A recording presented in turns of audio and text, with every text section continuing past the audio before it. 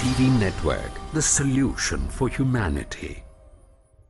Who is going to take care of the wives? Why God created us? What is cosmic energy? The religion is the solution for the things happening all around the world. Jihad does not mean any war fought by any Muslim. Jihad basically means to strive to struggle. The Hindus and the Muslims will be united. He is not cosmic energy, he is more superior than that. Quran gives you the solution to the problems of humankind. Not that we shall despise each other. That according to Japan, India will be the superpower of the world. We will be a superpower, will be far superior to the Americans.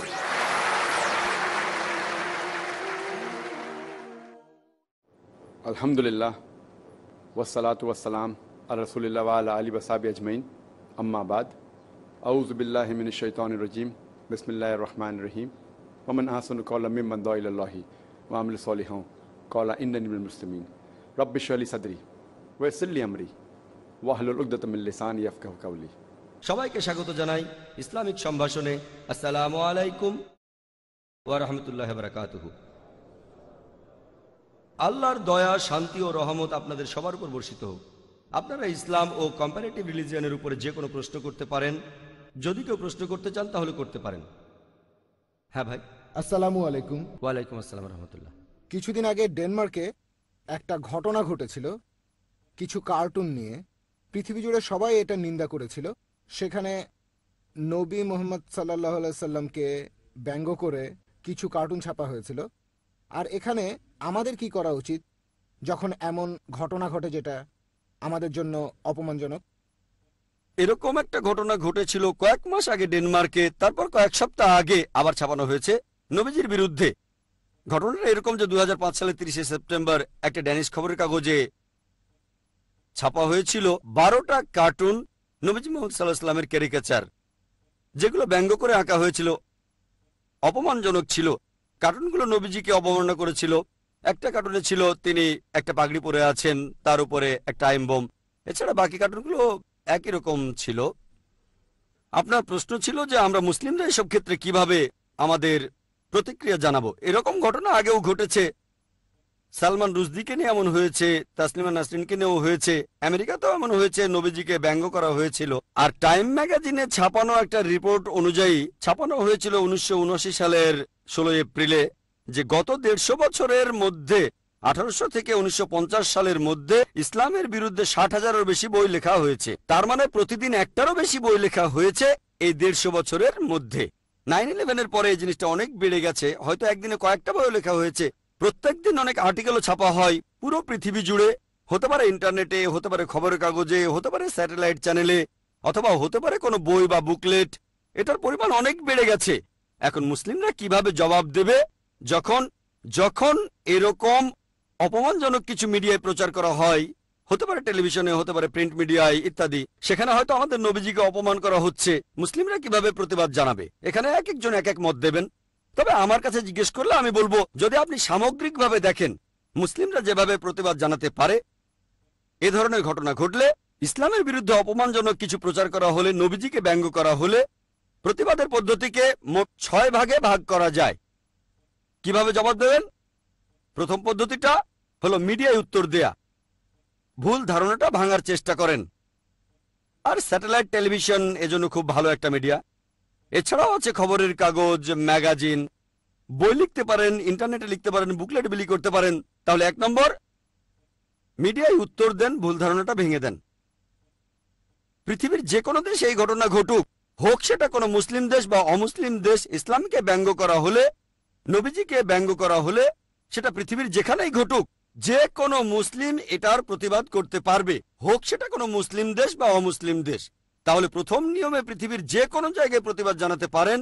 ইসলাম বা নবীজিকে ব্যঙ্গ করার ঘটনা যেখানেই ঘটুক, হোক সেটা মুসলিম বা অমুসলিম দেশ। প্রথমটা হলো মিডিয়া। 2 নম্বর, শান্তিপূর্ণভাবে প্রতিবাদ জানানো। সেটাও হতে পারে সভা সমাবেশ, অথবা সে দেশের কর্তৃপক্ষকে জানানো যে এরকম ঘটনা ঘটেছে। যেমন ডেনমার্কে শান্তিপূর্ণ প্রতিবাদ মিছিল বের করা হয়েছিল, ডেনমার্কের প্রধানমন্ত্রীকে এটা জানানো হয়েছিল ইত্যাদি। শান্তিপূর্ণ সভা থাকতে পারে কয়েকশো মানুষ, কয়েক হাজার বা কয়েক লাখ, এরকম শান্তিপূর্ণভাবে। এটা যে কোনো মুসলিম করতে পারে পৃথিবীর যে কোনো জায়গায়। তৃতীয় যে পদ্ধতিতে এখানে প্রতিবাদ জানাতে পারেন সেটা হতে পারে লিগ্যাল অ্যাকশন, কোর্টে কেস করা। যদি আপনি অভিযুক্তকে এভাবে কোর্টে হাজির করতে পারেন, কেস করেন, এভাবেও আপনি সেখানে প্রতিবাদ জানাতে পারেন। যেমন ধরেন আমেরিকাতে একটা অর্গানাইজেশন আছে নাম কেয়ার, CIR। এটা ভালো মুসলিম অর্গানাইজেশন, ইসলামের প্রচার চালায়।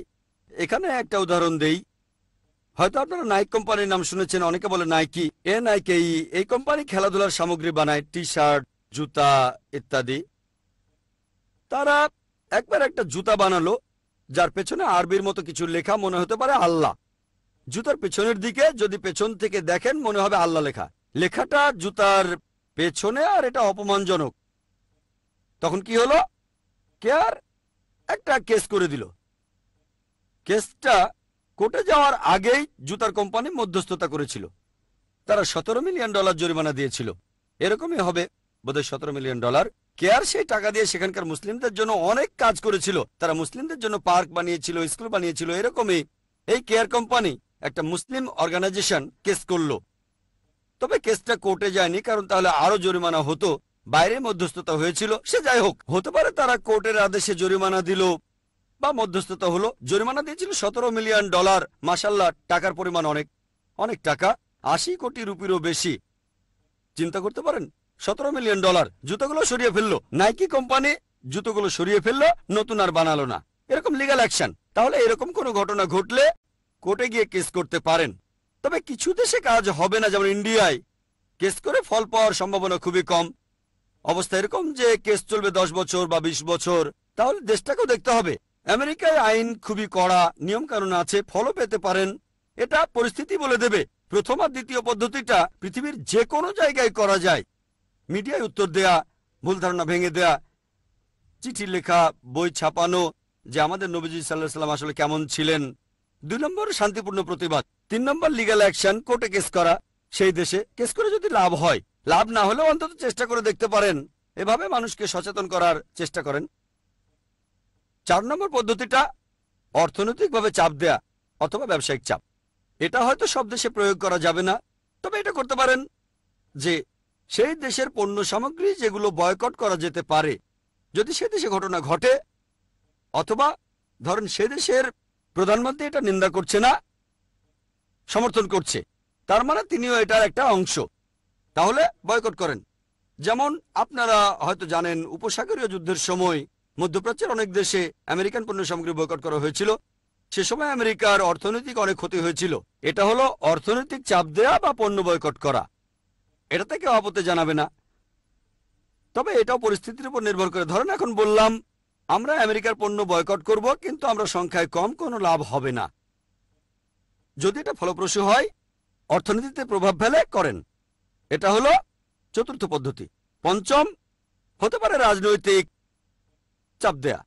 রাজনৈতিক চাপ মানে সমস্ত মুসলিম দেশগুলো তারা একসাথে হয়ে তখন সেই দেশের প্রধানকে তারা জানাবে যে এটা বন্ধ করতে হবে, না হলে আমাদের দেশ থেকে আপনাদের এম্বাসি তুলে দেব, রাষ্ট্রদূতদের ফিরিয়ে নেব ইত্যাদি।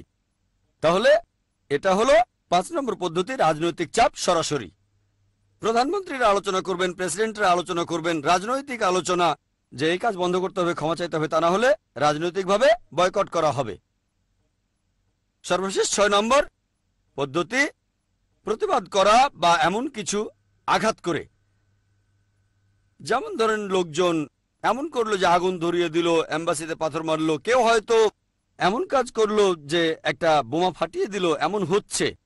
প্রথম 5টা পদ্ধতিতে কোনো সমস্যা নেই, কেউ আপত্তি জানাবে না। মানুষ এভাবে প্রতিবাদ জানাচ্ছে, আপত্তি জানাবে কেন? এটা বাক স্বাধীনতা। তাহলে আমাদেরও উত্তর দেওয়ার স্বাধীনতা আছে। সে যদি আপনার শত্রুও হয়, ধরেন কেউ নবীজির বিরুদ্ধে বই লিখেছে, আপনি মিডিয়ায় প্রতিবাদ জানালেন, সে আপত্তি জানাবে না।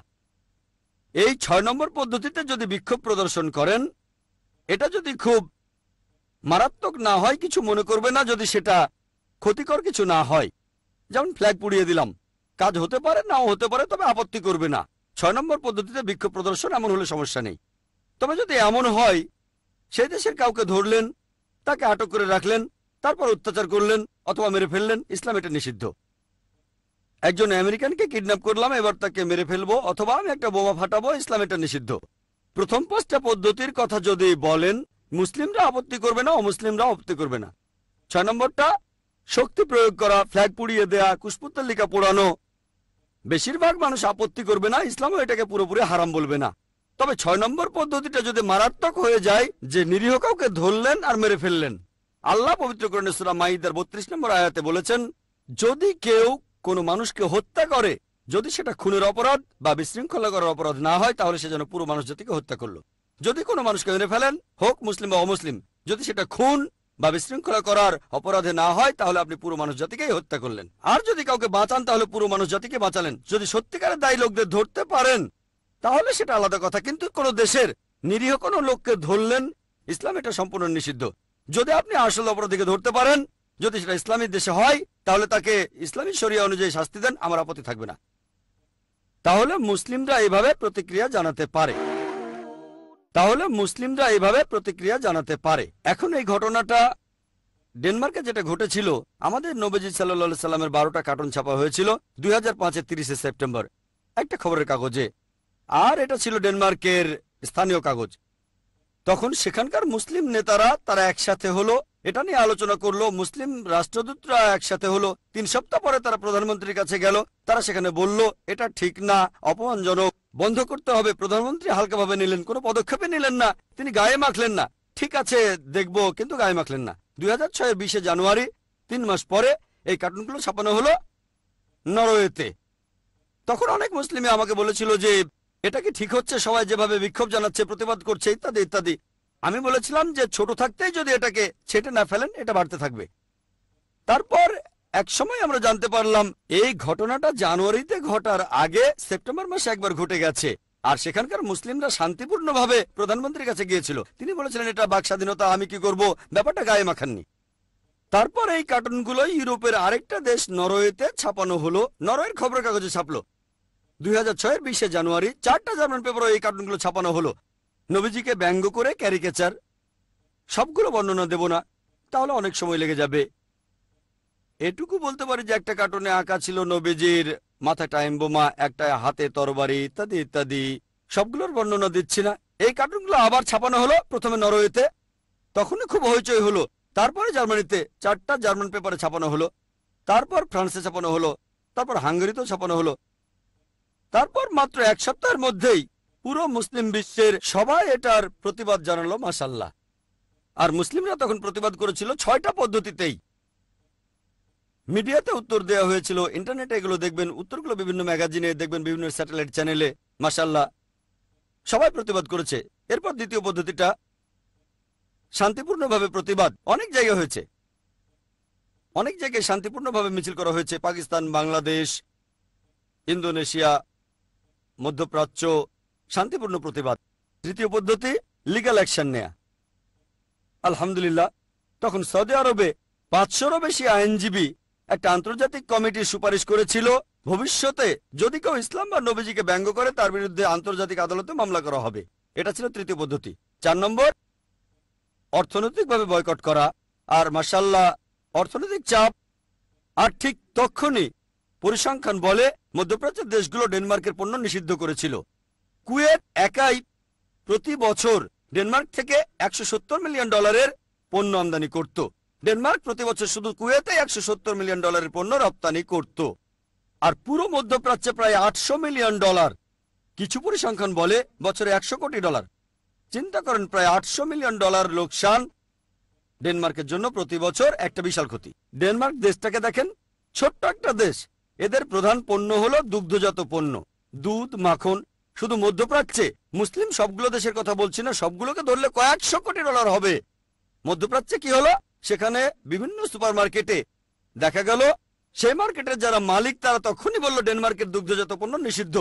এমন না তারা লোকসান করছে, লোকজন অন্য দেশের জিনিস কিনছে, ডেনমার্কেরটা না। এভাবে ডেনমার্কের লোকসান হলো। তখন তারা যেটা করলো যে ডেয়ারি প্রোডাক্ট কমিটি ডেনমার্কের প্রধানমন্ত্রীর কাছে গেল, প্রিন্ট মিডিয়ার কাছে গেল যে কি হচ্ছে। প্রিন্ট মিডিয়া তখন ক্ষমা চাইলো। এখন অনেকদিন চলে গেছে, দেখবেন যে তারা ক্ষমা চেয়েছিল সেটা মূলত অর্থনৈতিক চাপের কারণে। ইংরেজি আর আরবিতে পরিষ্কার ক্ষমা চেয়েছে, কিন্তু ডেনমার্কের খবরের কাগজে একটু অন্যভাবে লেখা হলো, সেটা ছিল ড্যানিশ ভাষায়। সেখানে প্রধানমন্ত্রীর ক্ষমা চাওয়াটা ছিল গা ছাড়া টাইপের। সেই নিউজ পেপারের চিফ এডিটর বলল যেটা ছাপিয়েছি সেটা ডেনমার্কের আইনের বিরুদ্ধে না, তবে যেহেতু পৃথিবীর মুসলিমরা এটাতে আহত হয়েছে তাই ক্ষমা চাচ্ছি। তার মানে তারা ক্ষমা চাচ্ছে, কিন্তু শর্ত আছে। ডেনমার্কের আইন অনুযায়ী এটা কোনো অপরাধ না। আমরা ডেনমার্কের কোনো প্রচলিত আইন ভাঙিনি, তবে যেহেতু এই ঘটনায় পৃথিবী জুড়ে মুসলিমরা আহত হয়েছে আমরা সেজন্য দুঃখিত। যেমন ধরেন কোন ধর্মে ধর্ষণের অনুমতি আছে, আমি কারো বোনকে ধর্ষণ করে বললাম দেখেন আমার ধর্মে এটার অনুমতি আছে, তবে আপনি কষ্ট পেলে আমি দুঃখিত। বলতে পারেন না আমার দেশে চলে কিছু খারাপ হলে তা সবার জন্য খারাপ, সেটা কোনো ধর্মে থাকুক বা না থাকুক, সে দেশের আইন থাকুক বা না থাকুক। ধরেন কেউ বলল আমার ধর্মে ধর্ষণের অনুমতি আছে, আমি আপনার মা বোন স্ত্রীকে ধর্ষণ করলাম, আপনার খারাপ লাগলে আমি দুঃখিত। এটা কি লজিক্যাল? না। যেটা খারাপ সবার জন্যই খারাপ। হারাম বলা হলো সেটা সবার জন্যই হারাম, অথবা বেশিরভাগের জন্য সেটা তাহলে হারাম। অল্প লোকের জন্য খারাপ হলে হারাম না, যেমন যাদের ডায়াবেটিস আছে তাদের জন্য চিনি খাওয়া ঠিক না, এটা সবার জন্য হারাম না, শুধু রোগীদের জন্য হারাম। আর এখানে ক্ষমা চাওয়া হলো দায়সারাভাবে। তবে ডেনমার্কে এটা নিয়ে বিশাল হট্টগোল হয়েছিল। দেখবেন যে এই $800 মিলিয়ন আমেরিকার জন্য কিছুই না, তাহলে ডেনমার্কের জায়গায় আমেরিকা হলে তেমন কিছু হতো না। তবে এমন ঘটেছিল গত বছরে সব আমেরিকান পণ্য নিষিদ্ধ করা হয়েছিল, বিশাল লোকসান হয়েছিল, কয়েকশো কোটি ডলার লস আমেরিকার জন্য অনেক। তাই এভাবে বয়কট করলে দেশটা যদি বড় হয় আর লোকসানটা ছোট হয়তো খুব একটা কাজ হবে না। তবে এই $800 মিলিয়ন ডেনমার্কের জন্য অনেক টাকা, আমেরিকার জন্য হয়তো অনেক না। তাহলে যদি আপনারা এভাবে অর্থনৈতিক চাপ দিতে চান, বয়কট করতে চান, যেমন ধরেন এখন আমি বললাম আসুন আমরা ইন্ডিয়ায় ডেনমার্কের পণ্য বয়কট করি, এতে ডেনমার্কের কিছুই হবে না, তাদের অর্থনীতির উপরে এই কারণে কোন রকম প্রভাবই পড়বে না। যদিও ইন্ডিয়া একটা বড় দেশ, 100 কোটি মানুষের মধ্যে মুসলিম প্রায় 16-17 কোটিরও বেশি হবে, তবে ইন্ডিয়া ডেনমার্ক থেকে বেশি পণ্য আমদানি করে না। কিন্তু মধ্যপ্রাচ্যের দেশগুলো, ডেনমার্কের বেশিরভাগ রপ্তানি মধ্যপ্রাচ্যে, এটা পরিস্থিতির উপর নির্ভর করে। এই পদ্ধতিতে ভালো কাজ হয়েছে, তক্ষণই প্রতিক্রিয়া পাওয়া গেছে, তারা ক্ষমা চেয়েছে। এবার রাজনৈতিক চাপের কথা বলি, 5 নম্বরটা রাজনৈতিক। অনেক মুসলিম দেশ তখন প্রতিবাদ করেছিল। মুসলিম রাষ্ট্রদূতরা 20 অক্টোবর গিয়েছিল প্রধানমন্ত্রীর কাছে আর বলেছিল এই কাজটা ঠিক হচ্ছে না, কিন্তু এতে কোনো কাজ হলো না। তখন কি হলো, সৌদি আরব ডেনমার্ক থেকে তাদের রাষ্ট্রদূতকে ফিরিয়ে আনলো। ডেনমার্কে তাদের রাষ্ট্রদূতকে জানানো হলো আপনি চলে আসেন এক্ষুনি। অনেক মুসলিম দেশ বলল যে তাদের দেশে ডেনমার্কের এম্বাসি দরকার নেই। এটাই হলো রাজনৈতিক চাপ। এখন তারা ক্ষমা চাচ্ছে, বলছে দুঃখিত। আলহামদুলিল্লাহ সুম্মা আলহামদুলিল্লাহ, পুরো পৃথিবী জুড়ে বিভিন্ন জায়গায় মুসলিমরা সবাই মিলে প্রতিবাদ করেছিল। শেষ পদ্ধতিটা হচ্ছে ভায়োলেন্স।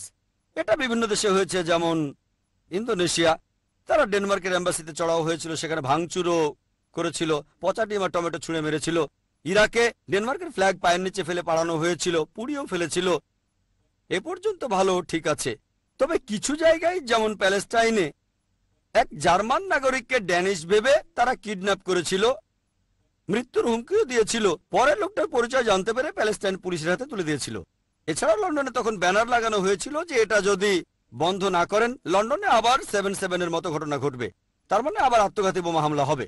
আর আমি বলবো ইসলামে এসব কাজের কোনো অনুমতি নেই। এটা হলো 6 নম্বর পদ্ধতি। অন্য 5টা পদ্ধতি আলহামদুলিল্লাহ, তবে শেষেরটা ফ্ল্যাগ পুড়িয়ে দেওয়া, কেউ বলবে হ্যাঁ, কেউ বলবেন না, পুরোপুরি হারাম বলতে পারবে না, তবে নিরীহ মানুষ মারা হারাম ইসলামে। এখানে দেখবেন অন্তত একটা জিনিস ভালো হয়েছে, যে আমেরিকায় এটা ছাপানো হয়নি।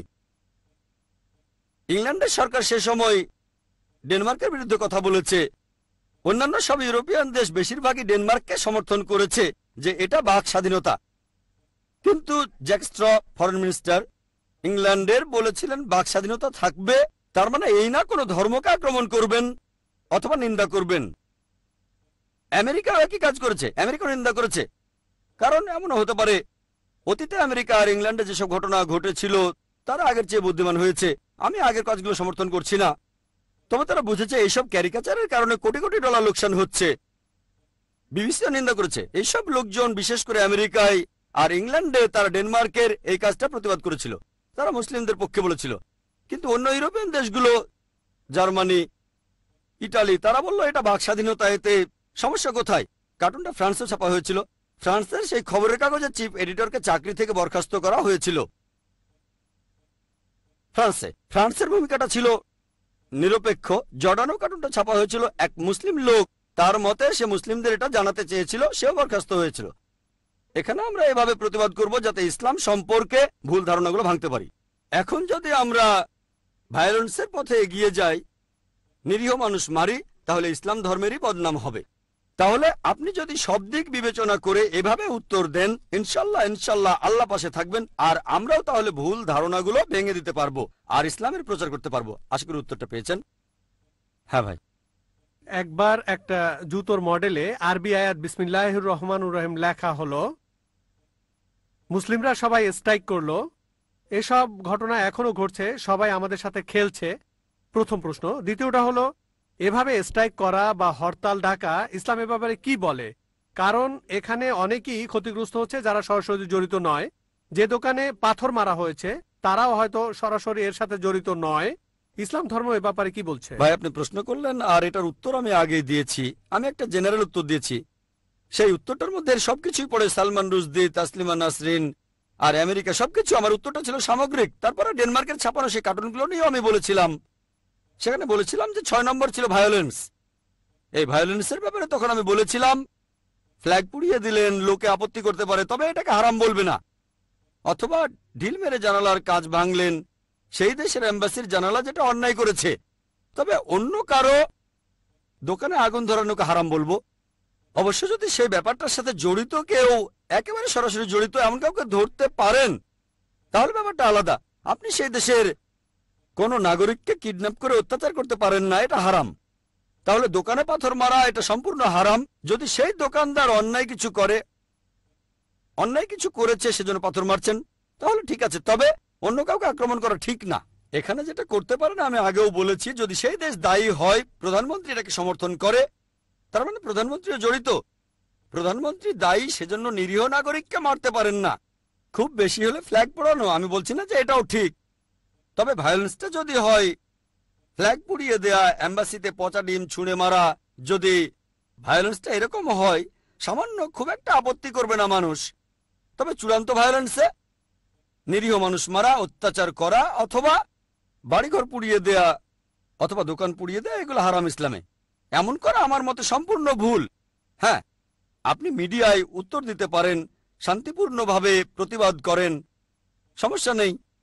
অর্থনৈতিক, আমি তাদের পণ্য কিনবো না, সেগুলো ব্যবহার করব না, ড্যানিশ পণ্য আমি কিনবো না, ভালো। কোর্টে কেস করেন, তাহলেও সমস্যা নেই। ভায়োলেন্স সামান্য হলে ঠিক আছে, না হলে না। একইভাবে দেখবেন এই ব্যাপারটা ইসলামের বদনাম করলে এগুলো থেকে বেছে নেন, সমস্যা নেই, তবে ভায়োলেন্স না। আশা করি উত্তরটা পেয়েছেন। ওয়াখির দাওয়ানা আলহামদুলিল্লাহি রাব্বিল আলামিন।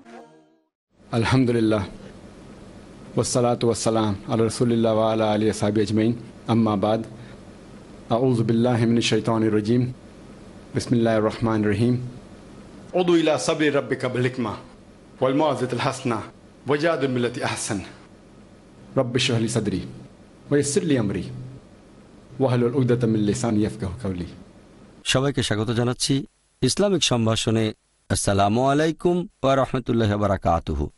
আপনারা ইসলাম ও কম্পারেটিভ রিলিজিয়ন বা ইসলামের প্রচারের উপর যে কোনো প্রশ্ন করতে পারেন।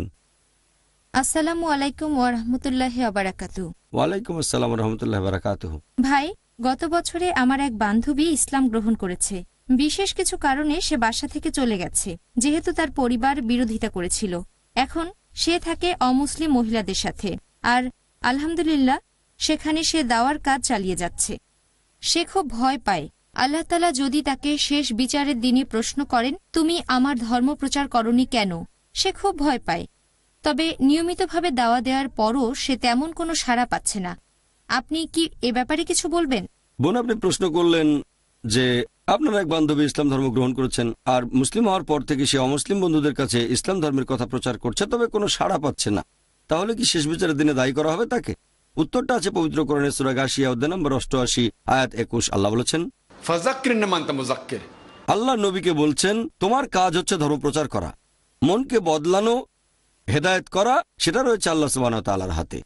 তাহলে আমাদের নবীকেও আল্লাহ সুবহানাহু ওয়া তাআলা হেদায়েত করার জন্য কোনো ক্ষমতা দিয়ে পাঠাননি, সেটা রয়েছে আল্লাহ তাআলার হাতে। যখন এই আয়াতটা নাজিল হয়েছিল, হযরত বিলাল তিনি হেসে উঠলেন।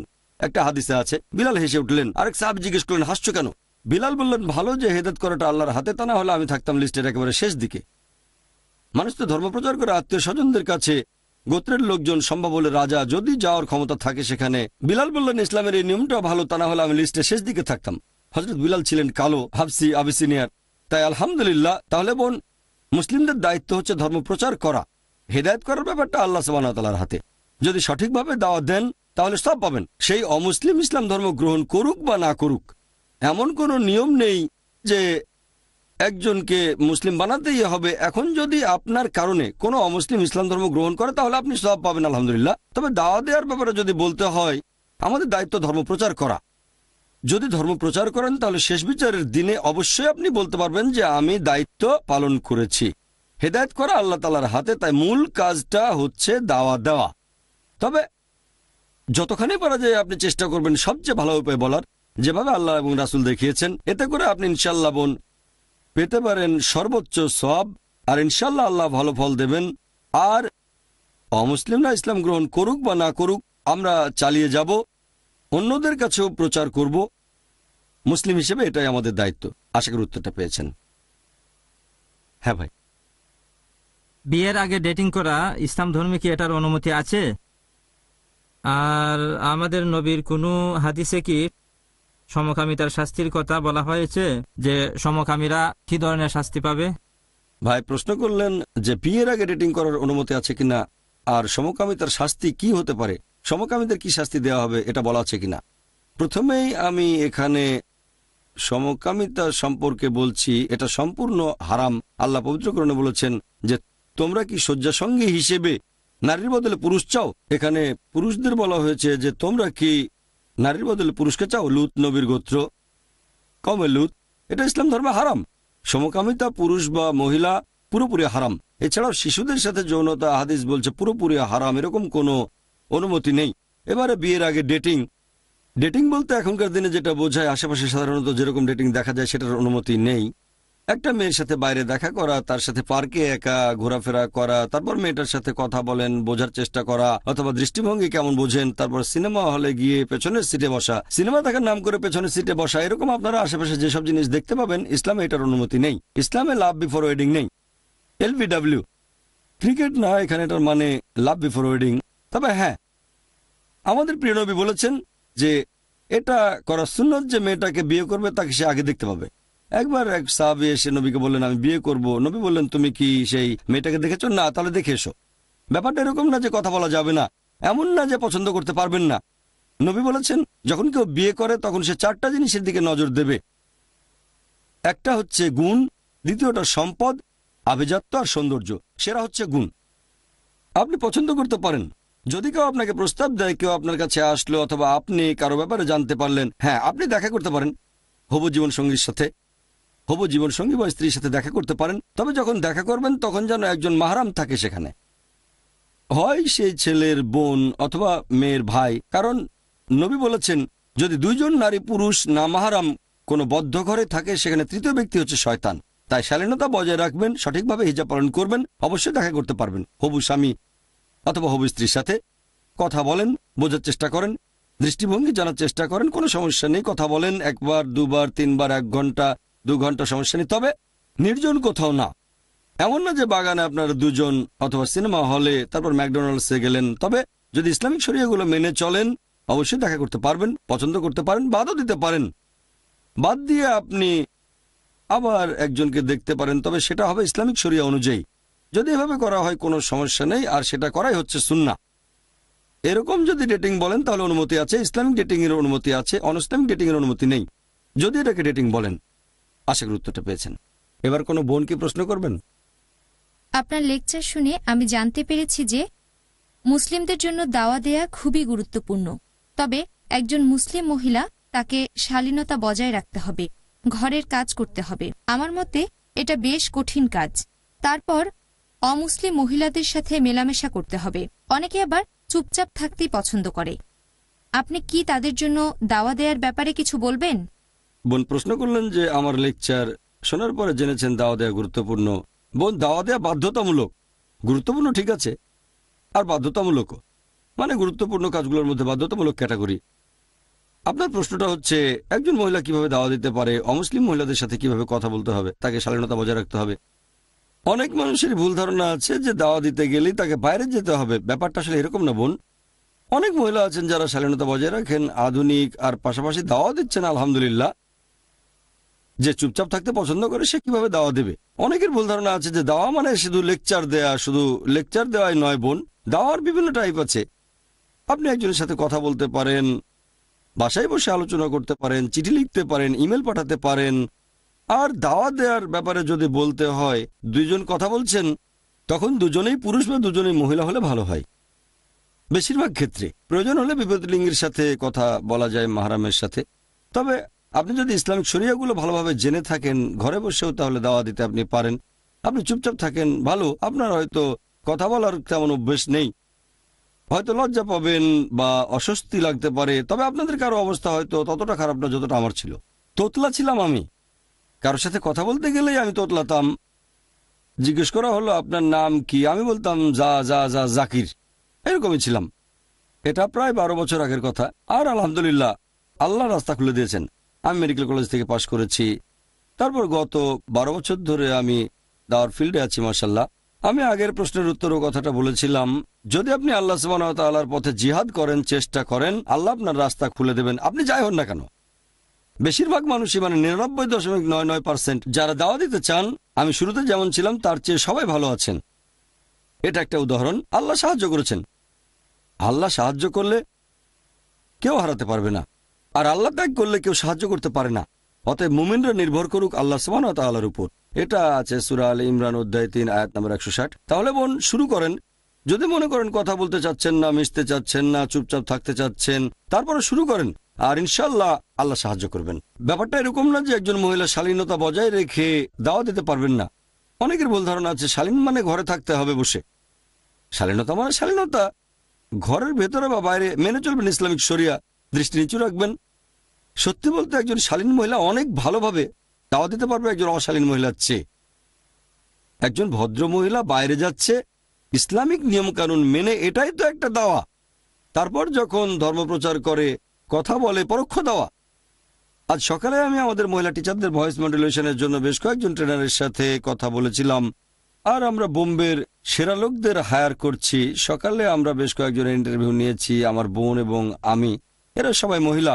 তারা আমাদের জিজ্ঞেস করেছিল যে আচ্ছা, আমরা যখন ট্রেনিং দিতে আসব তখন কি শাড়ি পরতে পারবো, সমস্যা নেই তো, অথবা সালোয়ার কামিজে হবে? তাদের প্রশ্ন। আমরা কোনো শর্ত বেঁধে দেইনি, সবাই তো মহিলা, আমাদের মহিলাদের ট্রেনিং দেবেন, এটাও একটা দাওয়া। যেভাবে কথা বলেছি। তারপর আমার বোন পরেছিল হিজাব, তারাই বলতে লাগলো সালোয়ার কামিজে চলবে, অথবা আপনারা কি চান, আমরা কোনো শর্ত দেইনি। তারা তো ট্রেনার, সবাই প্রফেশনাল, আমরা মাইন্ড করব না, সবাই মহিলা, তারা সালোয়ার কামিজ বা অন্য কিছু পড়ুক, যেহেতু কোনো শর্ত দেয়নি আমাদের কোনো সমস্যা নেই। তবে চিন্তা করেন যেভাবে আমার বোন কথা বলেছে, যেভাবে নিজেদের উপস্থাপন করেছি, অমুসলিম প্রফেশনাল।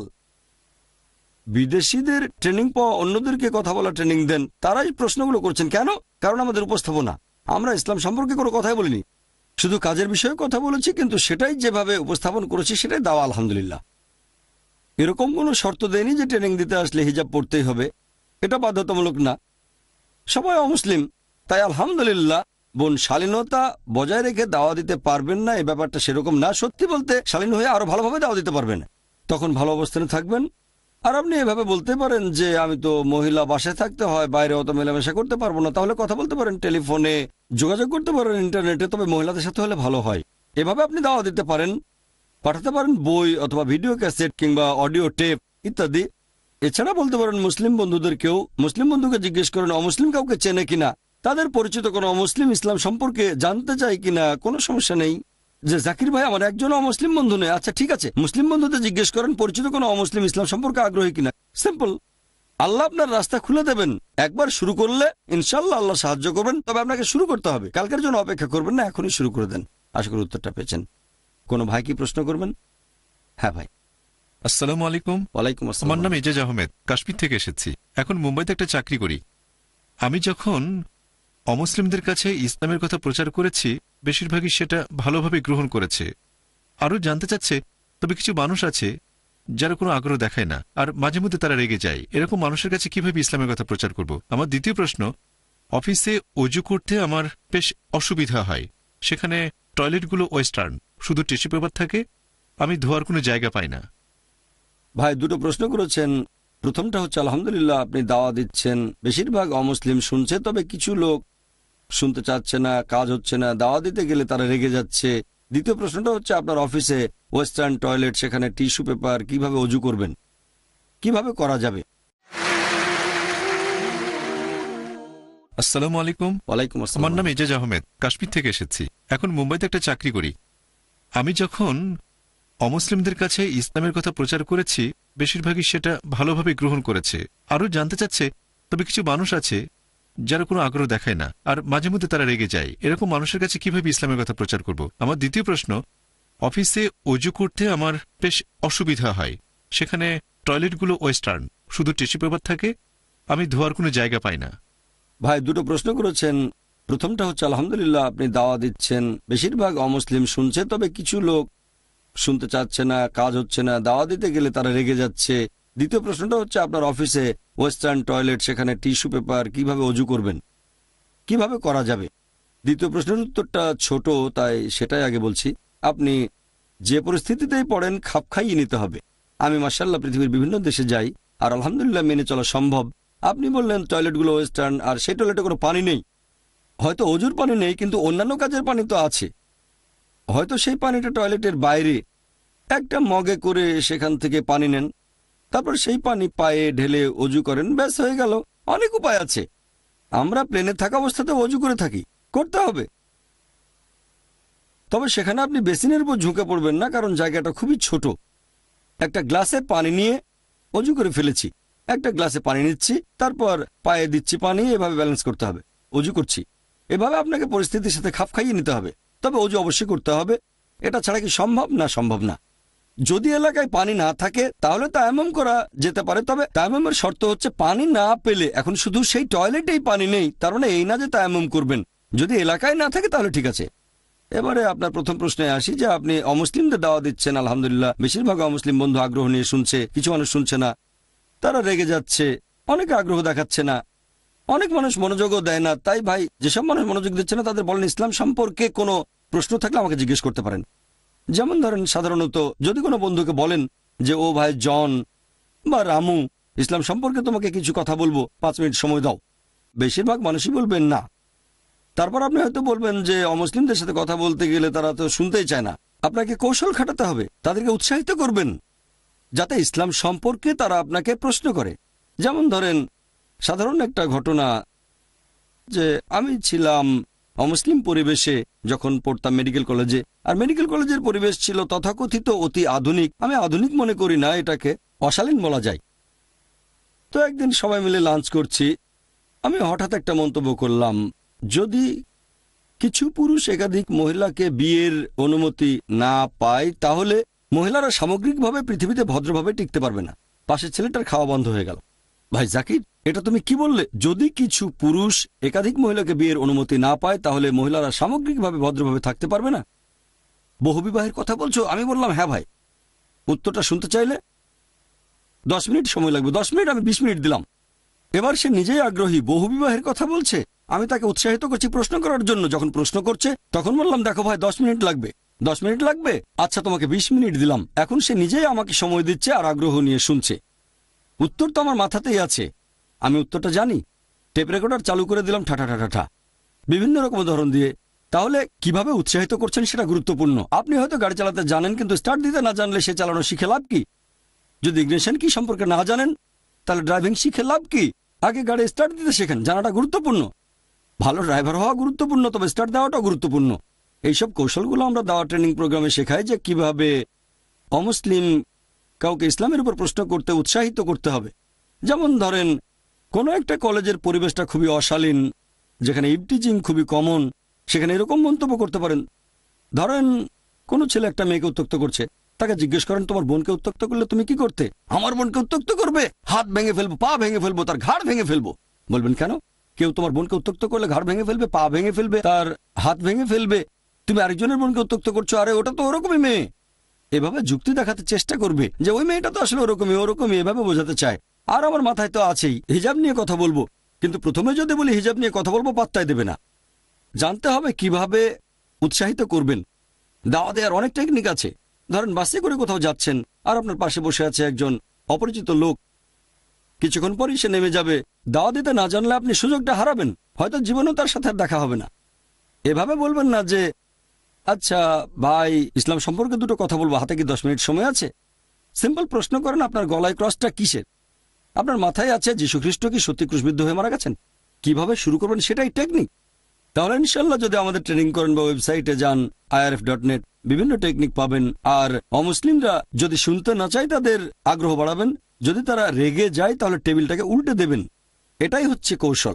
তারা যা বলবে বেশিরভাগ ক্ষেত্রেই আমার মতে সবচেয়ে ভালো কথাটা মেনে নিয়ে তাদের ভুল প্রমাণ করবেন। কেউ আমাকে বলল 2 + 2 = 5, বলবো ঠিক আছে, এই নেন 2000 আর 2000 এবার 5000 দেন। তখন বলবেন না না, এটা একটা কৌশল। মেনে নিয়ে ভুল প্রমাণ করবেন। মাঝে মধ্যে তাদের কথাটা সঠিক, যেমন জুম্মায় 1 সপ্তাহ, হ্যাঁ জুম্মায় 1 সপ্তাহে, কিন্তু আমাদের নবী বলেছেন সেই দিনই প্রচার করো, সাথে সাথে প্রচার করো। অনেক সময় এটাই সবচেয়ে ভালো যে তারা যেটা বলছে সেটা মেনে নিয়ে ভুল প্রমাণ করবেন, যদি সেটা করতে পারেন। এটাই একমাত্র কৌশল না? ঠিক এরকম ব্যাপারে যদি উত্তর দিতে না পারেন তাহলে গর্তে পড়ে যাবেন।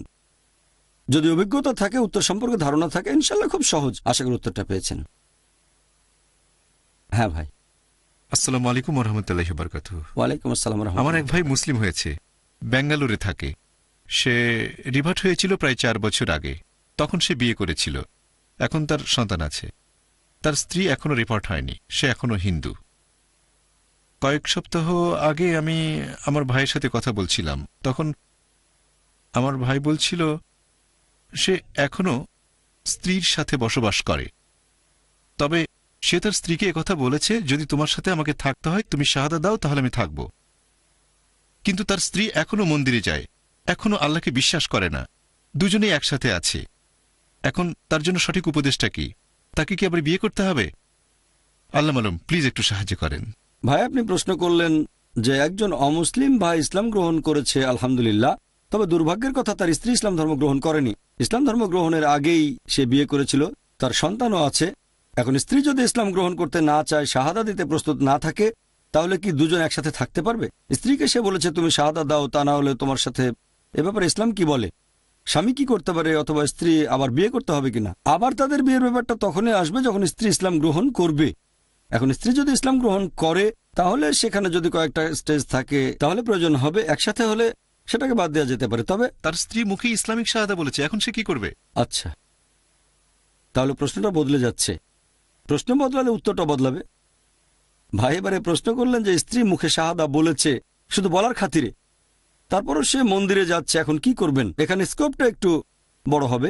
স্ত্রী মুখে শাহাদা বলেছে, স্বামীর মনে হচ্ছে সেটা শুধু বলার খাতিরে বলা, শুধু স্বামীর খাতিরে বলেছে, তারপরও সে মন্দিরে যাচ্ছে, তাহলে তিনি স্ত্রীকে আরো দাওয়া দেবেন, একসাথে থাকতে পারবেন, কারণ স্ত্রী মুখে শাহাদা বলেছেন।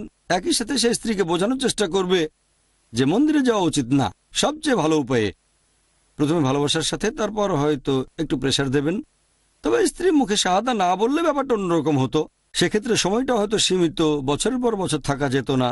এই সীমিত সময়টা শরিয়া অনুযায়ী বেঁধে দেওয়া হতো যে একসাথে থাকতে পারবে 1 দিন, 1 সপ্তাহ বা 2 মাস এরকম। তবে সময় দেওয়া যেতে পারে যাতে স্ত্রী ইসলাম গ্রহণ করে। তারা অনেক আগে বিয়ে করেছে, যেহেতু স্ত্রী মুখে শাহাদা বলেছে তারা একসাথে থাকতে পারে। একই সাথে খেয়াল রাখতে হবে যে স্বামী যেন স্ত্রীকে রিভার্ট করতে পারে সত্যি সত্যি। এখানে বিভিন্ন পদ্ধতি ব্যবহার করা যেতে পারে, যেমন ভালোবাসা, তারপর প্রেশার দেয়া, এরকম। আমার মনে হয় এটা সম্ভব। স্ত্রী মুখে বলেছে, হয়তো শুধু বলার খাতিরে, অপেক্ষাকৃত সহজ। এতে করে তার পক্ষে ইসলাম গ্রহণ করা আরো সহজ হবে। খেয়াল রাখবেন এ সময় ব্যবহার করতে হবে বিভিন্ন রকম যুক্তি যাতে ইসলাম গ্রহণ করে, তবে একসাথে থাকতে পারবে। খেয়াল রাখবেন স্ত্রী যেন সরল পথে আসে যত তাড়াতাড়ি সম্ভব। আশা করি উত্তরটা পেয়েছেন। আসসালামু আলাইকুম ওয়া রাহমাতুল্লাহি ওয়া বারাকাতুহু। ওয়ালাইকুম আসসালাম ওয়া রাহমাতুল্লাহি ওয়া বারাকাতুহু। আমি আপনাকে একটা প্রশ্ন করতে চাচ্ছি। ইসলাম ধর্মে কি রক্তদান করার অনুমতি আছে?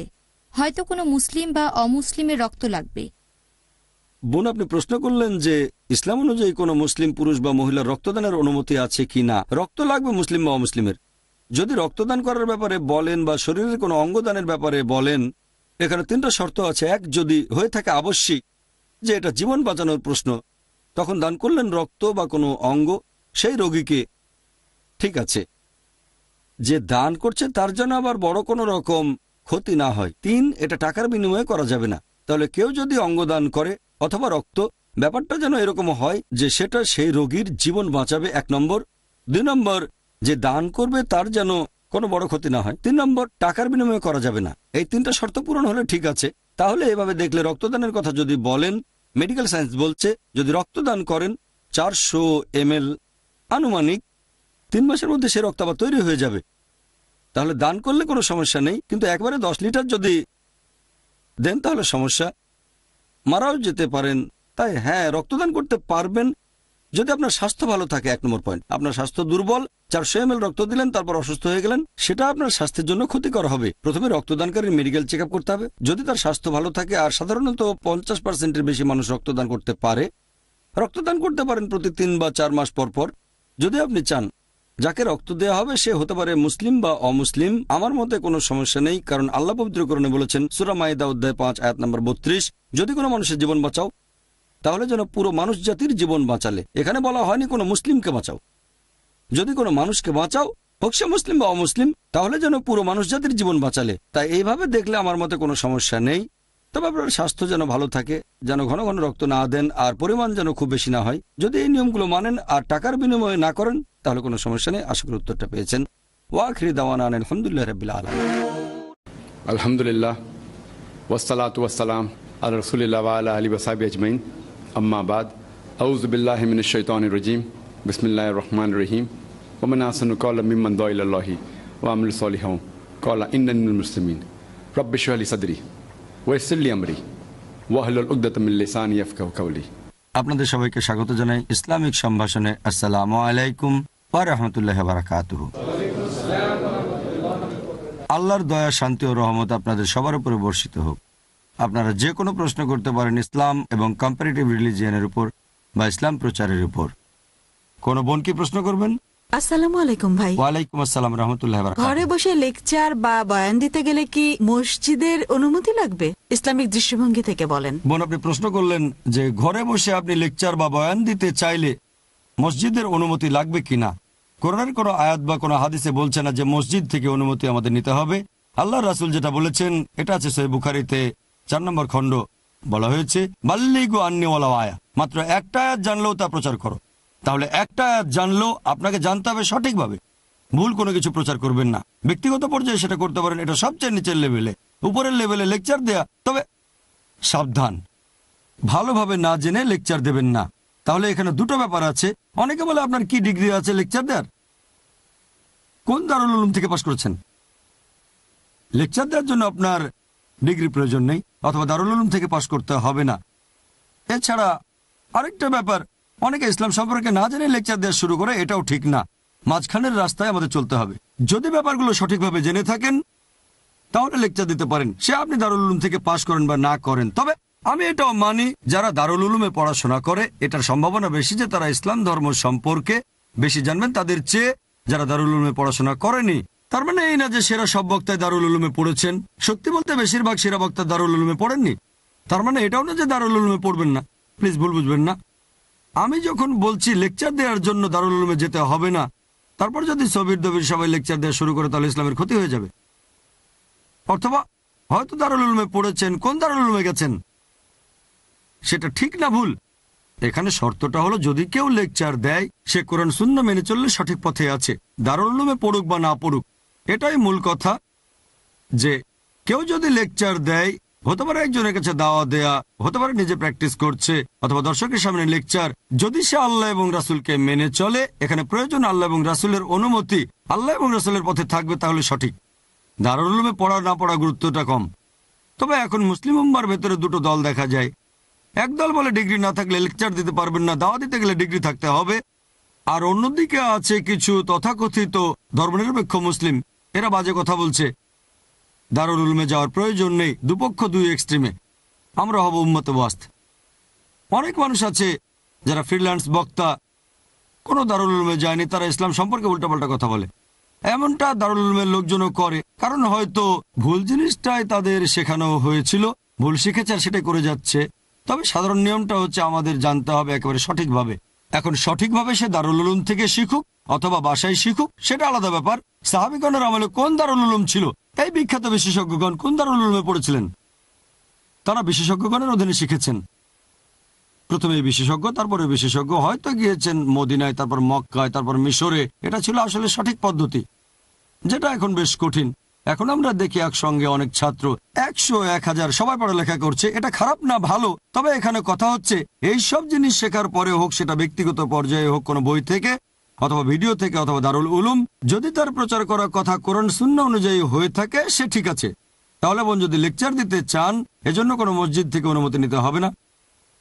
অনুমতি দেবেন আল্লাহ এবং রাসূল। আল্লাহ এবং রাসূল তাকে অনুমতি দেবেন যে সঠিক পথে আছে। বাল্লিগু আন্নী ওয়ালাউ আয়া, মাত্র একটা আয়াত জানলেও তা প্রচার করো। তাহলে নবী আমাদের অনুমতি দিয়েছেন। তবে যেটা প্রচার করবেন সেটা যদি কোরআন এবং সুন্নাহ অনুযায়ী না হয় তাহলে প্রচার করবেন না, হলে প্রচার করবেন। আশা করি উত্তরটা পেয়েছেন। কোনো ভাইকে প্রশ্ন করবেন? হ্যাঁ ভাই। আসসালামু আলাইকুম। ওয়ালাইকুম আসসালাম রাহমাতুল্লাহ। আমি জাকির, পুনা থেকে এসেছি। আমার প্রশ্নটা হলো, খ্রিস্টানরা বলে পবিত্র আত্মা তাদের পথ দেখায়, তাদের কিভাবে বোঝাবো যে পবিত্র আত্মা বলে কিছু নেই? আর আমার দ্বিতীয় প্রশ্ন হলো, অমুসলিমদের কিভাবে বোঝাবো যে প্রস্রাব নোংরা, এর ফোঁটা জামা কাপড়ের উপর পরা উচিত না, এটা তাদের কিভাবে বোঝাবো? ভাই দুটো প্রশ্ন করেছেন। খ্রিস্টানরা বলে যে পবিত্র আত্মা তাদের পথ দেখায়, তাদের কিভাবে বোঝাবো যে পবিত্র আত্মা বলে কিছু নেই? দ্বিতীয় প্রশ্ন, প্রস্রাব যে নোংরা, এটা কিভাবে বোঝাবো? প্রথম প্রশ্ন, যে পবিত্র আত্মা পথ দেখায়, আগে দেখতে হবে পবিত্র আত্মা বলতে তারা কি বোঝায়। এক এক দল খ্রিস্টান এক একভাবে এটার ব্যাখ্যা দেয়। পবিত্র আত্মা মানে ফেরেশতা জিবরাইলকে বোঝালে তো তার অস্তিত্ব আছে। তবে যদি বলে এটা ট্রিনিটির একটা অংশ তাহলে ঠিক না। যদি বলে ট্রিনিটির অংশ মানে স্বয়ং ঈশ্বর, হ্যাঁ ঈশ্বরের তো অস্তিত্ব আছে। এখন পবিত্র আত্মা বলতে কি বোঝাচ্ছে? যদি পবিত্র আত্মা বলা হয় শুধু ফেরেশতা জিবরাইলকে, তার অস্তিত্ব আছে। তবে এখন পথ দেখাবেন না। যদি আল্লাহ সাহায্য করতে বলেন করতে পারে, তবে কোনো ওহী আনবেন না, সেটা শেষ। মুহাম্মদ সাল্লাল্লাহু আলাইহি ওয়াসাল্লামের পরে যদি কেউ বলে ওহী পেয়েছি, তাকে ডাক্তার দেখাতে হবে, নবুয়ত শেষ। তবে পবিত্র আত্মার ব্যাপারে হ্যাঁ ঈশ্বর সাহায্য করতে পারেন, পথ দেখাতে পারেন। তারা হয়তো বিশ্বাস করে এটা ট্রিনিটির অংশ, এটা ভুল। আল্লাহ বলেছেন সূরা নিসা অধ্যায় 4 আয়াত 171, ওয়ালা তাকুলু সালাসা, তোমরা ট্রিনিটি বলো না। তাহলে তারা যে বলছে পবিত্র আত্মা ট্রিনিটির অংশ, এটা ভুল। তবে যদি বলেন ঈশ্বর সাহায্য করবেন, পথ দেখাবেন, হ্যাঁ অবশ্যই করতে পারেন। আমাদের বুঝতে হবে যে তারা সবকিছু মিলিয়ে মিশিয়ে একটা জগা খিচুড়ি বানিয়ে ফেলেছে। তাহলে ট্রিনিটির অংশ বললে এটা ভুল। ট্রিনিটির কোনো অস্তিত্ব নেই, তবে ঈশ্বর আছেন, তিনি সাহায্য করতে পারেন, পথ দেখাতে পারেন। কোরআনে এরকম কিছু দোয়া আছে। ঠিক একই কথা ফেরেশতা জিবরাইলের ব্যাপারে, তিনি সাহায্য করবেন কিনা সেটা আল্লাহ জানেন। এখন তাদের সামনে ট্রিনিটিকে ভুল প্রমাণ করতে হবে। আত্মার কথা আরো আছে, এটা আছে গসপেল অফ জনে অধ্যায় নম্বর 16 অনুচ্ছেদ 12 থেকে 14। যীশু খ্রিস্ট তার নিজের মুখে বলেছেন, তোমাদের আমি অনেক কথা বলতে চাই, কিন্তু সেগুলো এখন সহ্য করতে পারবে না, কারণ যখন সত্যের আত্মা সে হাজির হবেন, তোমাদের সত্যের পথে নিয়ে যাবেন। তিনি নিজের থেকে কিছু বলবেন না, যা শুনবেন সেগুলো বলবেন। তিনি আমাকে মহিমান্বিত করবেন। এই সত্যের আত্মা হলেন মুহাম্মদ সাল্লাল্লাহু আলাইহি সাল্লাম। তারা কার কথা বলছে সেটা জানি না। সত্যের আত্মা এখানে আসলে বলা হচ্ছে মুহাম্মদ সাল্লাল্লাহু আলাইহি ওয়াসাল্লাম আসবেন আর তোমাদের পথ দেখাবেন। পথ দেখানো মানে তিনি রেখে গেছেন কোরআন এবং সহিহ হাদিস, এগুলো পথ নির্দেশ। প্রথমে বুঝতে হবে তারা কি বোঝাতে চাচ্ছে, তারপর বলতে হবে খ্রিস্টান ধর্ম বা ইসলাম ট্রিনিটিতে বিশ্বাস করে না, বিশ্বাস করে এক ঈশ্বরে। আমার ভিডিও ক্যাসেটের কথা বললেন, similarities between Islam and Christianity. এবার আপনার দ্বিতীয় প্রশ্ন, অমুসলিমদের কিভাবে বোঝাবেন যে প্রস্রাব নোংরা, অপবিত্রতায় পরিষ্কার করতে হবে এটা। এখন আমাদের মানুষের যে প্রস্রাব, এটা নাজিস বৈজ্ঞানিকভাবে, কারণ এটা শরীরের বর্জ্য। বর্জ্য মানে যে জিনিসগুলো প্রয়োজন নেই বের হয়ে যাচ্ছে। এভাবে দেখলে এটা নাজিস, কারণ এটা হচ্ছে একটা বর্জ্য পদার্থ। তার মানে এই না যে অন্য সব পশুর প্রস্রাবও হারাম বা নাজিস, বেশিরভাগই হয়তো তাই। আর মানুষের প্রস্রাবের ব্যাপারে যদি বলতে হয়, এটা একটা বর্জ্য পদার্থ যেটার প্রয়োজন নেই। এখন ব্যাপারটা হচ্ছে আমরা ইসলামিক নিয়মে কেন এরকম বলি, এভাবে বলার একটা বৈজ্ঞানিক কারণ আছে। আল্লাহ বলেছেন আমরা বিশ্বাস করি, কেন আল্লাহ বলেছেন, নবী বলেছেন, মেনে চলছি। তবে লজিক্যাল কারণও ভাবতে পারি। আমরা যখন প্রকৃতিটাকে সাড়া দিই, সব সময় পানি ব্যবহার করি অথবা প্রসবের ফোঁটা মুছে ফেলি। কেন? প্রথম কারণ মুসলিমের খতনা দেওয়া থাকে। খতনা না থাকলে বিভিন্ন অসুখ হতে পারে, প্রেপিউসে জমা হতে পারে স্পেগমা, তারপর হতে পারে হেপাটাইটিস, এইডস হওয়ার সম্ভাবনাও বেশি থাকে। এই সেদিনের জরিপ, যাদের খতনা করা তাদের এইডস হওয়ার সম্ভাবনা অনেক কম থাকে। খতনা করা লোকের যৌন সঙ্গীরও এইডস হওয়ার সম্ভাবনা অনেক কম থাকে, দুজনেই। তাহলে এইডস হওয়াটা কঠিন, অসম্ভব না, সম্ভাবনা কম। আবার কারো এইডস থাকলেও তার স্ত্রী সহজে আক্রান্ত হয় না। আমেরিকা জরিপ চালিয়েছিল একটা উগান্ডায়, স্বামীর যদি এইডস থাকে আর যদি খতনা করা না থাকে 85% স্ত্রীর এইডস হবে, খতনা থাকলে সেটা হবে 15%। এই হচ্ছে অনুপাত। এটা একটা রিসার্চ, কতটা সত্য সেটা জানি না, তবে বিজ্ঞানে প্রতিষ্ঠিত একটা সত্য খতনা দেওয়া থাকলে বিভিন্ন রকমের যৌন রোগ হওয়ার সম্ভাবনা অনেক কম থাকে।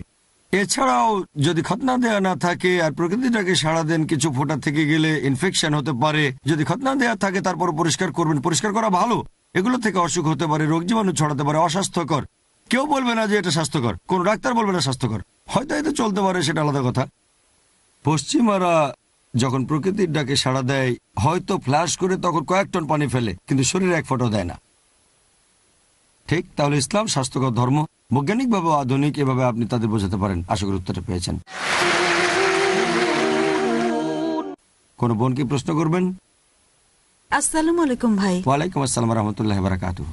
এখনকার দিনে অনেক রিভোর্টি মহিলা ইসলাম ধর্ম গ্রহণ করছে। তারা বিয়ের জন্য যোগ্য স্বামী খুঁজবে। অনেক মুসলিম পরিবারে খুব রক্ষণশীল, তারা চায় না তাদের ছেলে রিভোর্ট কোনো মেয়েকে বিয়ে করুক। বোন, আপনি প্রশ্ন করলেন যে অনেক মহিলা ইসলাম গ্রহণ করছে। আমি আপনার সঙ্গে একমত যে পুরুষের চেয়ে মহিলারা বেশি ইসলাম গ্রহণ করছে। যারা ইসলাম গ্রহণ করছে 3 ভাগের 2 ভাগ মহিলা আর 1 ভাগ পুরুষ। আপনি প্রশ্ন করলেন ইসলাম গ্রহণ করার পরে তারা যোগ্য স্বামী খুঁজবে। আবার অনেক মুসলিম চায় না তাদের ছেলে রিভার্ট কাউকে বিয়ে করুক। এ অবস্থায় কি করা যায়? যোগ্য স্বামী বা স্ত্রী পাওয়া, হোক সে রিভার্ট বা মুসলিম পরিবারের। একটা মুসলিম মেয়ের জন্য ভালো স্বামী পাওয়া কঠিন। রিভার্ট তো অনেক পরের কথা। পরিস্থিতি এতটাই খারাপ, সমাজের বেশিরভাগ মানুষ ভুল পথে যাচ্ছে, তাই ভালো স্বামী বা স্ত্রী পাওয়া একটা সমস্যা, আর ভালো ছেলে পাওয়া আরো কঠিন। ভালো মেয়ে পাওয়া সহজ, কারণ আল্লাহ মহিলাদের এভাবে সৃষ্টি করেছেন, সেজন্য মহিলারা তাড়াতাড়ি সত্যের পথে আসে। এখন আপনার প্রশ্ন রিভার্ট কাউকে বিয়ে করা প্রসঙ্গে, যে মুসলিম ছেলেদের রিভার্ট মহিলা বিয়ে করা উচিত কি না। বেশিরভাগ সময় দেখা যায় যে মানুষ ধর্ম বদলায় অন্যান্য কারণে, সব না, অনেকে।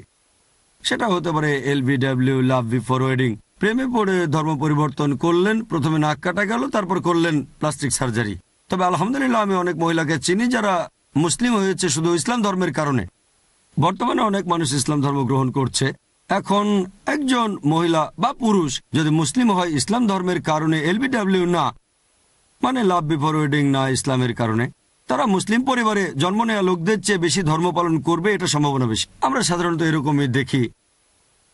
এমন কোনো ধরাবাধা নিয়ম নেই। মাশাআল্লাহ, মুসলিম পরিবারে জন্ম নেওয়া অনেকে তাকে অনেক উপরে। তবে সাধারণত দেখা যায় যদি অমুসলিম কোনো লোক মুসলিম হয় ইসলামের সৌন্দর্য দেখে গ্রন্থগুলো পড়ে, তাহলে সে মুসলিম পরিবারে জন্ম নেওয়া কারোর চেয়ে অনেক বেশি উপরে থাকবে, সম্ভাবনা এটাই বেশি, এটা পরিষ্কার। তবে আমি সেই সব রিভার্টদের কথা বলছি না যারা মুসলিম হয়েছে অন্য কারণে, টাকার জন্য অথবা ভালোবাসার জন্য। এমনকি তারাও আলহামদুলিল্লাহ আমি এরকমও দেখেছি যে মুসলিম হয়েছে ভালোবাসার কারণে। একটা মেয়ে ইসলাম সম্পর্কে জানে না, কিন্তু একটা মুসলিম ছেলেকে ভালোবাসে। কয়েক বছর পরে দেখবেন সেই মেয়েটা মুসলিম ছেলের চেয়ে বেশি ধর্ম পালন করছে। ছেলেটা শুধু নামেই মুসলিম, কিন্তু বিয়ে করতে গেলে তোমাকে ধর্ম বদলাতে হবে, বাবা মার প্রেশার। মেয়েটা ইসলাম গ্রহণ করলো, কয়েক বছর পরে দেখবেন মেয়েটা বেশি ধর্ম পালন করছে আর ভালো মুসলিমা। তারপর স্বামীকে দাওয়া দেওয়া শুরু করলো। স্বামী সঠিক পথে আসতে পারে, নাও পারে, এরকম অনেক ঘটনা আছে। তবে যে মহিলা ইসলাম গ্রহণ করেছে অথবা যে পুরুষ মুসলিম হয়েছে ইসলাম ধর্মের কারণে, তাহলে মুসলিম পরিবারে জন্ম নেওয়া কারোর চেয়ে ধার্মিক হওয়াটা তার সম্ভাবনা অনেক বেশি থাকে। আমি নিরুৎসাহিত করছি না, বরং উৎসাহ দিচ্ছি। তবে এখানে খুঁটিনাটি বিষয়গুলো আমাদের দেখতে হবে। যেমন নবী বলেছেন বিয়ে করার সময় তোমরা এই জিনিসগুলো দেখতে পারো। সেগুলো হচ্ছে সৌন্দর্য, সম্পদ, আভিজাত্য আর গুণ। গুণ সবচেয়ে সেরা। বাকি 3টা বৈশিষ্ট্য দেখতে পারেন, এমন না যে দেখবেন না। যদি কেউ সুন্দরী মেয়ে বিয়ে করতে চায় অনুমতি আছে, এটা বলবেন না যে সৌন্দর্য কেন, তবে সেরা হচ্ছে গুণ। সৌন্দর্যের পেছনে ছুটতে গিয়ে গুণী কাউকে হারাবেন না। যদি বলেন সব চাই সোনাই সোহাগা, 4টাই থাকলে আলহামদুলিল্লাহ। যদি এমন মেয়ে পান খুব সুন্দরী, সম্পদশালী, অভিজাত পরিবারের, অনেক গুণী, আলহামদুলিল্লাহ। তবে সবচেয়ে সেরা হচ্ছে গুণ। এছাড়া মানুষই কাউকে বিয়ে করতে পারেন ইত্যাদি, এগুলো নিয়ে অনেক হাদিস আছে। এমন না যে সবগুলো শর্ত পালন করতে হবে, 2-1টা ভাঙতে পারেন। এরকম শর্ত ভাঙতে পারেন গুণের ক্ষেত্রে, হয়তো দাম্পত্য জীবন ভালো হবে। তাহলে আপনাকে এইসব খুঁটিনাটি দেখতে হবে। আমি নিরুৎসাহিত করছি না, বরং উৎসাহ দিচ্ছি যে আগে ভালোভাবে খোঁজখবর নেন। এমন না যে কলেজে থাকতে প্রেম হয়ে গেছে, 1 বছর পরে বিয়ের সময় ইসলাম গ্রহণ করলো। আগে ভালোভাবে খোঁজখবরটা নেন, তারপরে সে ভালো মুসলিম হতে পারে, তাই ভালোভাবে খোঁজখবর নেন। এটা কোনো নেগেটিভ ব্যাপার না, আমি আপনাকে উৎসাহ দিচ্ছি। আশা করি উত্তরটা পেয়েছেন। কোনো ভাই কি প্রশ্ন করবেন? হ্যাঁ ভাই। আসসালামু আলাইকুম। আমার প্রশ্ন হলো হিজরি ক্যালেন্ডার চালু করার আগে মক্কা মদিনায় কোন ক্যালেন্ডার চালু ছিল? তারপর ইংরেজি ক্যালেন্ডার আর ইসলামিক ক্যালেন্ডারের মধ্যে হিসাবটা কিভাবে করা হয়? ভাই আপনি প্রশ্ন করলেন যে হিজরি ক্যালেন্ডার আসার আগে মক্কা মদিনায় কোন ক্যালেন্ডারের প্রচলন ছিল আর হিজরি ক্যালেন্ডারকে সৌর ক্যালেন্ডারে কনভার্ট করব কিভাবে, পার্থক্যটা কি। 1 নম্বর পয়েন্ট, নবীর হিজরতের আগে হিজরি ক্যালেন্ডারের কোনো অস্তিত্ব ছিল না, তারা চন্দ্র ক্যালেন্ডার মেনে চলত। ক্যালেন্ডার 2 রকমের আছে, সৌর আর চান্দ্র। সৌরকে বলা হয় গ্রেগরিয়ান ক্যালেন্ডার, আর চান্দ্র ইসলামে হচ্ছে এটা হিজরি। হিন্দুইজমে হয়তো চান্দ্র বছরের একটা ক্যালেন্ডার আছে। তাহলে পৃথিবীতে মানুষ 2 ধরনের ক্যালেন্ডার মেনে চলে, চান্দ্র আর সৌর। সৌরটা আমরা সাধারণত অফিস আদালতে ব্যবহার করি, গ্রেগরিয়ান ক্যালেন্ডার। মুসলিমরা হিজরি ক্যালেন্ডার মেনে চলে, কারণ এটা শুরু হয়েছে নবী মুহাম্মদ সাল্লাল্লাহু আলাইহি ওয়াসাল্লামের হিজরত থেকে। নবী হিজরত করলেন তখন থেকেই শুরু। আমরা সাধারণত যেটা ব্যবহার করি গ্রেগরিয়ান ক্যালেন্ডার, এটা সৌর বছর, এটার হিসাব করা হয় যীশুখ্রিস্টকে দিয়ে। তবে এটা ঐতিহাসিকভাবে সঠিক নয়, কারণ যীশুখ্রিস্ট জন্মগ্রহণ করেছিলেন 6 BC-তে। 6 BC মানে বিফোর ক্রাইস্ট। যীশুখ্রিস্ট কিভাবে 6 BC-তে জন্ম নেন এই কথাটা একেবারে অযৌক্তিক। যীশুখ্রিস্ট জন্মেছেন 6 বিফোর ক্রাইস্টে, একেবারে অযৌক্তিক। তবে এভাবে চলে আসছে, এখানে হিসেব করা হচ্ছে যীশুখ্রিস্ট বা ঈসা আলাইহিস সালামের জন্ম দিয়ে। যীশুখ্রিস্টের সাথে সম্পর্কিত, তবে সবকিছু তাদের নিজের মতো করে বানানো হয়েছে এখানে। সে যাই হোক, এটাকে আরো বলা হয় ক্রিশ্চিয়ানেরা। এছাড়াও তারা বলে অ্যানো ডোমিনি। খ্রিস্টানরা বলে যীশুখ্রিস্ট মারা গেছেন, তবে মুসলিমরা মানি না। বিফোর ক্রাইস্ট বিসি সমস্যা নেই, হ্যাঁ, তবে যিশু মারা গেছেন এটা মুসলিমরা বিশ্বাস করি না, সেজন্য আমরা বলি ক্রিশ্চিয়ান এরা, এটাই সেফ। এবার আপনার প্রশ্নে আসি যে সৌর আর চন্দ্র ক্যালেন্ডারের মধ্যে পার্থক্যটা কি, বা হিজরি আর গ্রেগরিয়ান ক্যালেন্ডার। পার্থক্য হচ্ছে যে সৌর ক্যালেন্ডারে প্রত্যেকটা তারিখ একই সিজনে পড়বে। সৌর ক্যালেন্ডারের ভিত্তি হচ্ছে সূর্য। 24 ঘন্টা পৃথিবীর একটা আবর্তন, মানে একদিন, আর তারপর সূর্যের চারপাশে একবার ঘুরে আসাটা হচ্ছে 1 বছর। আমরা যখন সৌর ক্যালেন্ডার ব্যবহার করি, পৃথিবীর জলবায়ু নির্ভর করে সূর্যের উপর, চাঁদের উপরে না। যদি সৌর ক্যালেন্ডার ব্যবহার করি তাহলে কোনো একটা দেশে বিশেষ একটা জায়গায় প্রতি বছর একই মাসে একই তারিখে একই সিজন থাকবে। যেমন এখানে বর্ষাকাল শুরু জুনে, জুলাই আগস্ট সেপ্টেম্বরে বৃষ্টি, তারপর শীতকাল আসে নভেম্বর ডিসেম্বর জানুয়ারিতে শীত বেশি, তারপর গ্রীষ্মকাল। তাহলে গ্রীষ্মকাল, বর্ষাকাল, শীতকাল প্রত্যেকটা বছরে একই সময় আসে। একইভাবে শরৎকাল আর বসন্তকালও আসে, প্রতি বছরে একই তারিখে সিজনটা একই রকম থাকে। এখন যেহেতু জলবায়ু সূর্যের উপর নির্ভরশীল, পৃথিবী সূর্যের চারপাশে ঘুরছে, চন্দ্র ক্যালেন্ডারের ভিত্তি হচ্ছে চাঁদ। তাই চন্দ্র ক্যালেন্ডারে বছরে একই সময় একই সিজন পাবেন না, এটা বদলাতে থাকবে। চন্দ্র আর সৌর ক্যালেন্ডারের তুলনা করলে চন্দ্র ক্যালেন্ডারের সৌর ক্যালেন্ডারের চেয়ে আনুমানিক 11 দিন কম থাকে, সৌর ক্যালেন্ডারের চেয়ে 11 দিন কম। যদি চন্দ্র ক্যালেন্ডার মেনে চলেন প্রতি 33 বছরে সৌর ক্যালেন্ডারের চেয়ে 1 বছর বেশি হবে। যদি আমার বয়স হয় 33 বছর, সৌর ক্যালেন্ডার অনুযায়ী চন্দ্র ক্যালেন্ডারে হবে 34। আনুমানিক 11 দিন গুণ 33 মানে আনুমানিক 1 বছর। এখন সুবিধাটা, আমরা মুসলিমরা চন্দ্র ক্যালেন্ডার মেনে চলি। এখানে যে সুবিধা পাই, কিছু মাসে বিশেষ কিছু জিনিস থাকে, যেমন রমজান হিজরি ক্যালেন্ডারের 9ম মাস। আর এই পবিত্র রমজান মাসে আমরা মুসলিমরা রোজা রাখি। এখন রমজান মাস যদি এখানে হয় শীতকালে, তাহলে পৃথিবীর অন্য পাশে হবে গ্রীষ্মকাল। রমজান সৌর বছরে হলে সেখানে যারা থাকে তারা সবসময় গরমকালে রমজান পাবে। বলতে পারে আল্লাহ আমাকে এমন জায়গায় পাঠালো শুধু গরমকালে রোজা রাখতে হয়, অন্য প্রান্তে জন্মালে শুধু শীতকালে পেতাম। তাহলে 33 বছরে সব সিজনে রমজান পাবেন, গ্রীষ্ম, বর্ষা, শরৎ, হেমন্ত, শীত, বসন্ত, প্রতি 33 বছরে। তাহলে সারা জীবনে 1বার বা 2বার আপনি রমজান পাবেন সবগুলো সিজনে। এটা আরো বেশি বৈজ্ঞানিক, বেশি লজিক্যাল। সেজন্য এই রমজান মাস, তারপর হাজ আপনারা এক এক সময় এক এক সিজনে পাবেন। আমার মতে এটি সবচেয়ে বেশি লজিক্যাল। ইসলামিক বিভিন্ন বিষয় পালন করতে চাইলে হিজরি ক্যালেন্ডার ব্যবহার করা লজিক্যাল, এটাই বৈজ্ঞানিক। আপনি সব সিজনের অভিজ্ঞতায় পাবেন। আশা করি উত্তরটা পেয়েছেন। আর কোনো ভাই প্রশ্ন করবেন? হ্যাঁ ভাই। আসসালামু আলাইকুম। ওয়ালাইকুম আসসালাম ওয়া রাহমাতুল্লাহি ওয়া বারাকাতুহু। জিহাদ শব্দটির অর্থ আসলে কি? ভাই প্রশ্ন করলেন জিহাদ মানে কি। জিহাদ আরবি শব্দ, যার মানে চেষ্টা বা সংগ্রাম করা। এর মূল আরবি শব্দ জাহাদা, চেষ্টা করা বা সংগ্রাম করা। তাহলে বেসিক অর্থ হচ্ছে চেষ্টা, সংগ্রাম। তবে অনেক মানুষের ভুল ধারণা আছে, শুধু অমুসলিম না, অনেক মুসলিমেরও ভুল ধারণা আছে যে কোনো মুসলিম যদি যুদ্ধ করে, যে কারণেই হোক, সেটাকে বলা হয় জিহাদ। হতে পারে সেটা ব্যক্তিগত কারণ, হতে পারে টাকা পয়সায়, হতে পারে সেটা কোনো রাজনৈতিক কারণ বা কোনো এলাকা দখল করা, অথবা খ্যাতির জন্য। একজন মুসলিম যুদ্ধ করলেই সেটাকে জিহাদ বলা হবে, এটা ভুল ধারণা। জিহাদ মানে চেষ্টা বা সংগ্রাম করা। এখন ইসলামিক পরিভাষায় জিহাদ মানে নিজের বিভিন্ন শয়তানি প্রবৃত্তির বিরুদ্ধে সংগ্রাম করে যাওয়া। জিহাদের আরেকটা মানে সমাজের উন্নতির জন্য চেষ্টা সংগ্রাম করে যাওয়া। জিহাদের আরেকটা মানে আত্মরক্ষার জন্য লড়াই করা, নিজেকে বাঁচানোর জন্য লড়াই যুদ্ধের ময়দানে। জিহাদের আরেকটা মানে অত্যাচারের বিরুদ্ধে চেষ্টা সংগ্রাম করা। তাহলে জিহাদের বেসিক অর্থ চেষ্টা আর সংগ্রাম। যদি কোনো ছাত্র চেষ্টা এবং সংগ্রাম করে যায় পরীক্ষায় পাশের জন্য, সেটাকে বলা হয় জিহাদ। তাহলে জিহাদ মানে চেষ্টা সংগ্রাম করা। অনেক মানুষের ভুল ধারণা আছে যে জিহাদ করতে পারে শুধুমাত্র মুসলিমরা। কোরআনে এরকম অনেক আয়াত আছে, যেমন পবিত্র কোরআনে সূরা লুকমান অধ্যায় 31 আয়াত নাম্বার 15, এছাড়াও সূরা আনকাবুত অধ্যায় 29 আয়াত 8 বলা হয়েছে যে বাবা মা জিহাদ করছে যাতে তাদের সন্তান আল্লাহ তাআলা ব্যতীত অন্য কারো উপাসনা করে। এখানে বলা হচ্ছে অমুসলিম বাবা মার সন্তানকে শিরক করাতে জিহাদ করছে। তাহলে অমুসলিমও জিহাদ করতে পারে। এমনিতে যখন মুসলিমরা জিহাদ করে সেটা হচ্ছে জিহাদ ফি সাবিলিল্লাহ, আল্লাহর পথে চেষ্টা সংগ্রাম করা। অন্যরা যেটা করে সেটা জিহাদ ফি সাবিল শয়তান, শয়তানের পথে চেষ্টা করা। তাহলে জিহাদ মানে চেষ্টা সংগ্রাম করা। বিস্তারিত জানতে আমার ভিডিও ক্যাসেট দেখতে পারেন, টেররিজম এন্ড জিহাদ অ্যান্ড ইসলামিক পার্সপেক্টিভ। আশা করি উত্তরটা পেয়েছেন। আর কোনো ভাই? হ্যাঁ ভাই।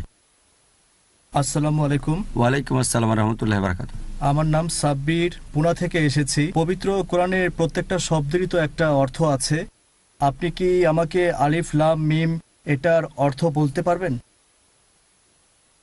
ভাই, আপনি প্রশ্ন করলেন যে কোরআনের প্রত্যেকটা শব্দেরই অর্থ আছে। এখন আপনাকে আলিফ লাম মিমের অর্থটা বলতে পারবো কিনা। আলিফ লাম মিমের অর্থ নিয়ে যদি বলতে হয়, এটার উপরে এই পর্যন্ত অনেক বই লেখা হয়েছে। এখানে বিভিন্ন বিষয় আছে, অনেকে বই লিখেছেন, বিভিন্ন রকম ব্যাখ্যা দিয়েছেন যে আলিফ লাম মিম হতে পারে আল্লাহ সুবহানাহু ওয়া তাআলার ইনিশিয়াল, অথবা এগুলো আল্লাহ তাআলার নিদর্শন, অথবা আল্লাহর প্রশংসা। এরকম বিভিন্ন অর্থের কথা এখানে বলা হয়েছে।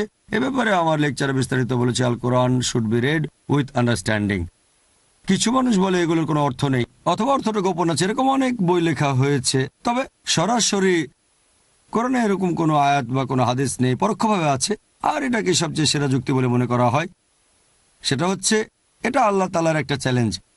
এই আলিফ লাম মিম এগুলো আরবি অক্ষর, অনেক জায়গায় মাত্র একটা অক্ষর, যেমন নুন কফ, কোথাও দুটো অক্ষর, হা মিম, কোথাও 3টা অক্ষর আলিফ লাম মিম, কোথাও 4টা, আবার কোথাও বা 5টা। এরকম সূরা আছে 29টা আল্লাহ সুবহানাহু ওয়া তাআলার, যেখানে এরকম অক্ষর আছে, এগুলোকে বলা হয় হরফে মুকাত্তাত, মানে এই অক্ষরগুলি।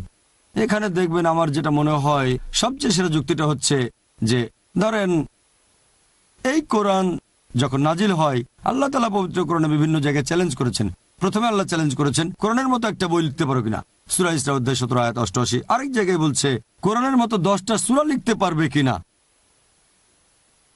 সূরা হুদ অধ্যায় 11 আয়াত 13। এরপর আল্লাহ বলেছেন কোরআনের মতো করে একটা সূরা লিখতে পারবে কিনা, সূরা ইউনূস অধ্যায় 10 আয়াত 38, যে কোরআনের মতো একটা সূরা লিখতে পারবে কিনা। আর তারপর পবিত্র কোরআনে আরো বলা হয়েছে সূরা বাকারা অধ্যায় নম্বর 2 আয়াত 23 ও 24 বলা হয়েছে যে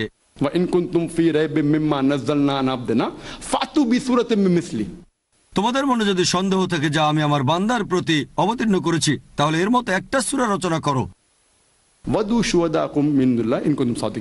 তোমরা সব সাহায্য করে নাও, সব সাক্ষী নাও, যদি আল্লাহ ব্যতীত কেউ থাকে, যদি তোমাদের সন্দেহ সত্যি হয়। আর যদি না পারো, অবশ্যই তোমরা পারবে না, তাহলে দোজখের আগুনের জন্য প্রস্তুত থাকো, যারা রসদ হবে মানুষ ও পাথর।